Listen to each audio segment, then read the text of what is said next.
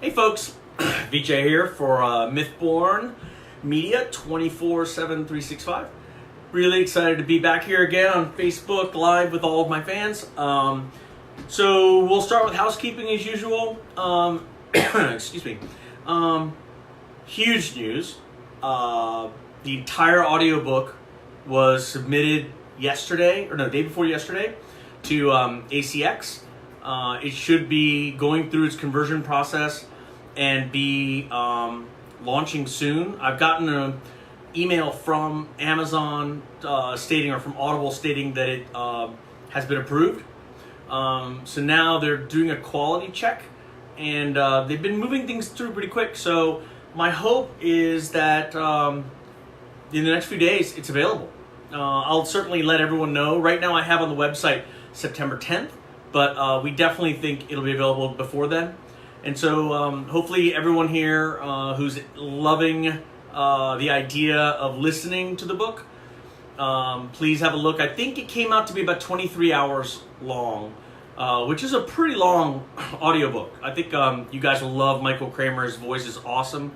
I embarrassingly did the author's preface in my own voice, so and if you like my voice here on Facebook, then I guess you'll like my voice in the audiobook. If you don't, well, it's easy to fast forward 10-15 seconds and miss me entirely.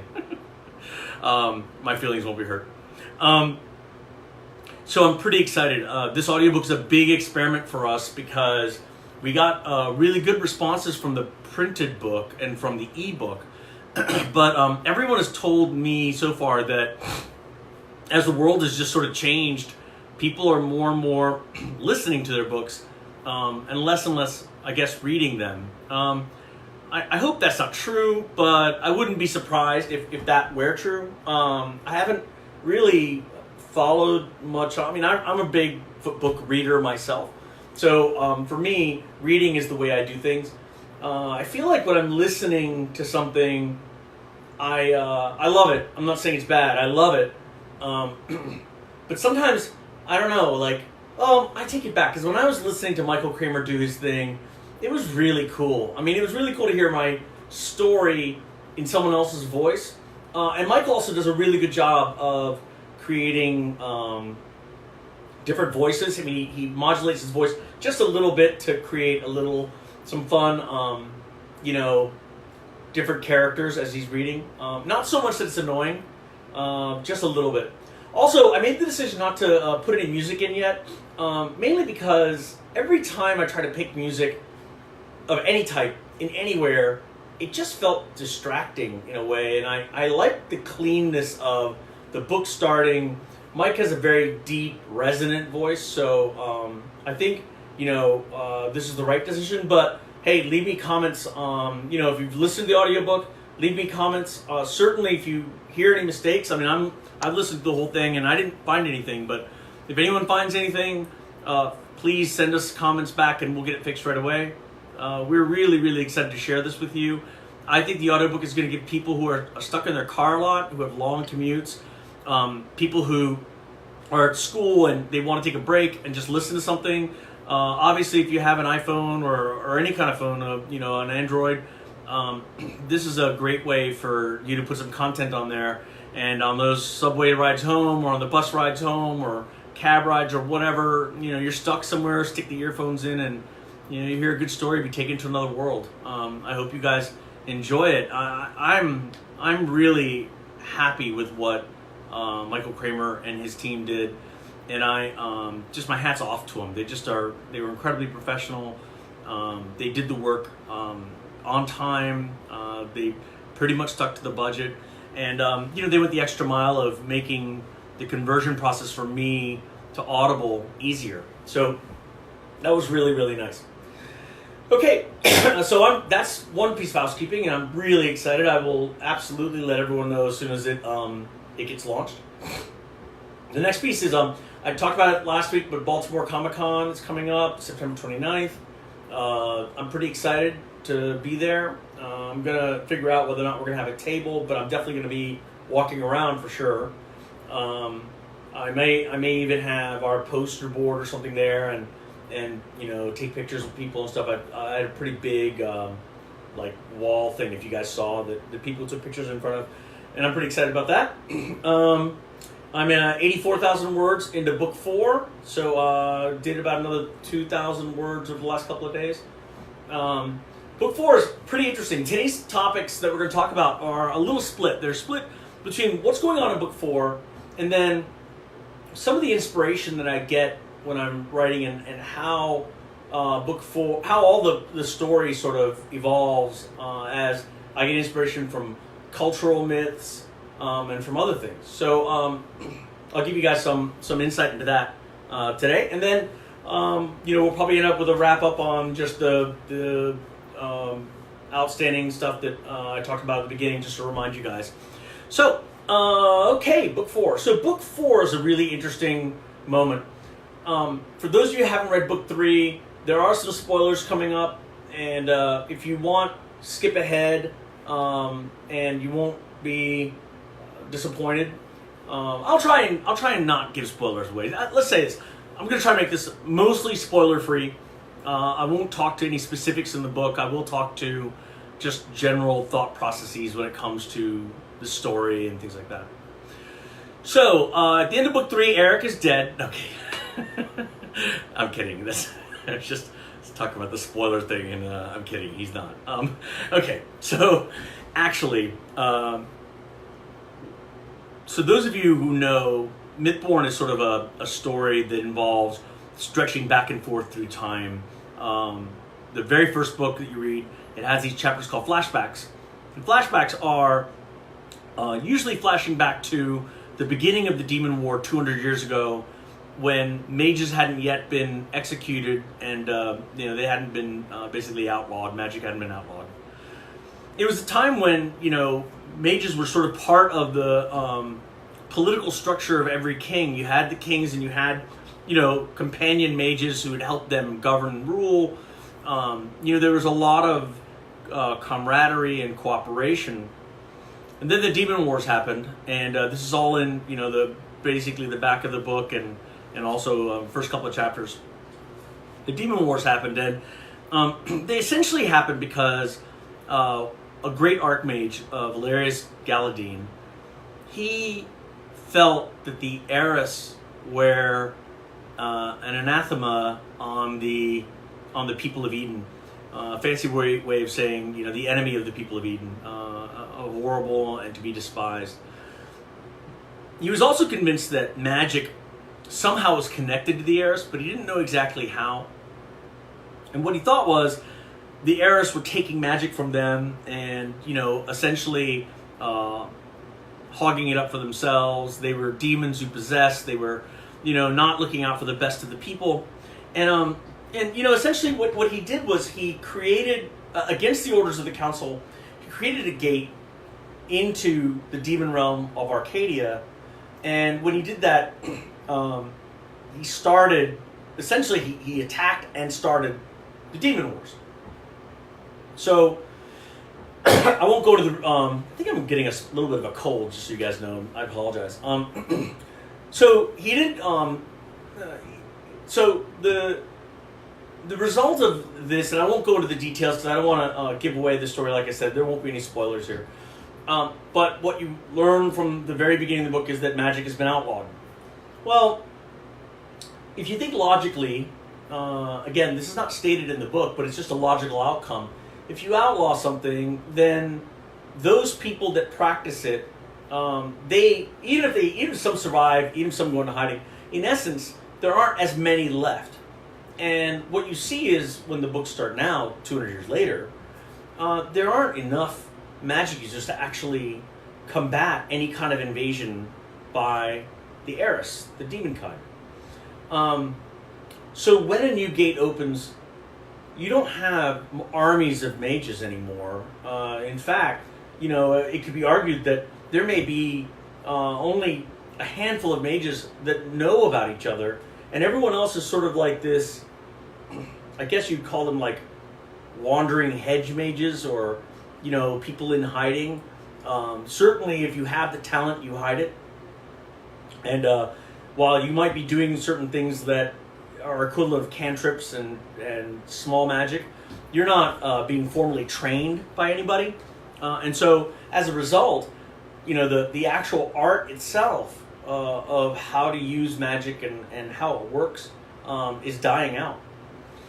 So you have a world that is supremely vulnerable to the demon's attack.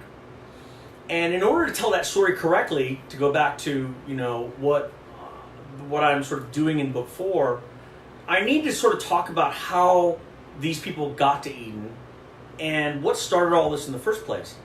So book 4 is split into sort of before and after. So it talks about Sovereign's fall. It talks about that time of the world. This is long, long before, eons before the Demon Wars. And those ancient, colonists and what happened there. And then the second half of the book actually quite a bit follows Alien Deft. And for those of you who know, Alien Deft in book 1 is a mage hunter. And you meet her and she is, sort of single-minded in her job. We talked about her last week a little bit, just why I think she's such a cool character. We talk about female characters, and one that I really particularly like is her. So book 4 sort of focuses on her at a time between her being a mage hunter and her going into the service of Lilith. And it's that period of time where she's looking for a cure to a spell that she's been afflicted with. So her cure it takes her to the lost libraries of Thoth, and in those libraries we find there to be a connection between what she's looking for and the events that actually started this whole thing way back with the colonists, with the loss of the cipher, with Sovereign's fall, with things that are now needed once again. And so I tell the story sort of in jumps back and forth between those ancient times and now, so that you, the reader, have relevance and context to what's going on within the book, and how the quest for the cipher, how the quest for escape from Arcadia by this team of people. I don't want to go into who's part of the team because it's a spoiler. But this team of people and how they escape Arcadia, the demon realm, is very tied into Alien Deft and the cipher. And so it's a pretty cool... What's neat to me is this. Ultimately, when I read things like R.A. Salvatore or Anne McCaffrey, certainly the Shannara series, or Raymond A. Feist. Actually, Feist is probably most known for this. His sort of books build one on the other until you have like this giant kind of battle at the end, sort of the moment of truth. Same with this, in some level, same with the Shannara series. I mean, look, it's a known trope, right? I mean, ultimately, dropping the ring in Mordor, giant battles, all that stuff was started, by the grandfather of our fantasy stuff. So, it's not a bad formula to follow. Things start with tiny events, where these tiny events build to the point where the hero is actually pivotal in something that's much bigger than he ever thought. But I have found that when I write that, and I have found also that when I read that, sometimes things get scaled up so quickly and so high to a point that in order to solve it, you need to give your hero demigod-like powers or even godlike powers. Like, the evil or the danger is so big at the end and so dangerous that the amount of power that's necessary to actually pull off some kind of satisfying ending becomes earth-rendering and earth-shattering. Now, I'm not saying that our book won't end that way. I'm not saying the Mythborn series won't end that way. I do have an earth-rendering, literally earth-shattering ending planned. But I think sometimes as things scale up, there needs to be I want to always bring the story back to the characters, back to the small decisions that are made, back to like the things that matter to them day to day, moment to moment, not always the things that matter across the realm. And the way I do that in book 4, because book 3 ends with a pretty big moment, you know, where various people are scattered about, you know, the fellowship is broken, for lack of a better word, and they need to figure out what they're going to do. And I take a break from that, and I take us to a very simple, small, 4-person party, Alien Deft and 3 of her compatriots.